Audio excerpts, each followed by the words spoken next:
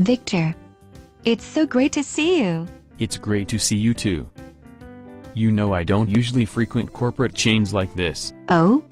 Why is that? Capitalism is destroying the world and I don't want to support it. Interesting.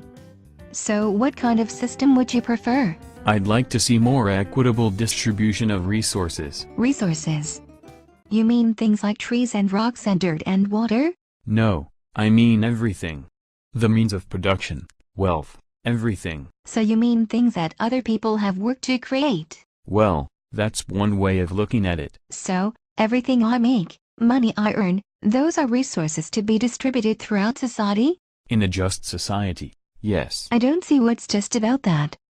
And why would anyone work to produce anything if they know it's just going to be redistributed? Well, as long as people think only of themselves, they won't. But if we have a change of consciousness, then anything is possible. And how do you propose to change other people's consciousness? Through education. You are aware that other people have tried to change human nature too? And the results haven't been that great? It's not fair to use extreme examples to try to refute my ideals. What about Sweden?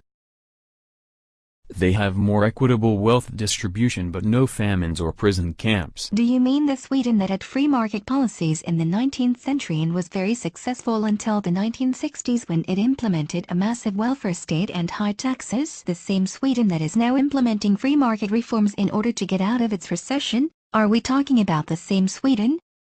I just think that we need to get away from the individualistic profit-driven ethos that drives our culture. It's destroying us. Really?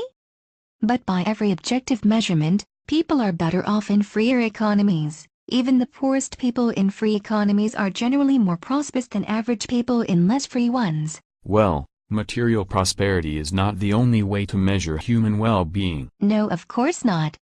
Free economies also have higher literacy rates, lower infant mortality, better access to healthcare and even longer life expectancies. You're not taking into account the intangible benefits of living in a more compassionate society. What are these intangible benefits you speak of? Capitalism produces alienation, soulless consumerism, too many choices. You may have a point. Yes. I really Hang think... on. I'm struggling a little here. Trying to figure out which is worse. Too many choices or mass starvation. Give me a moment.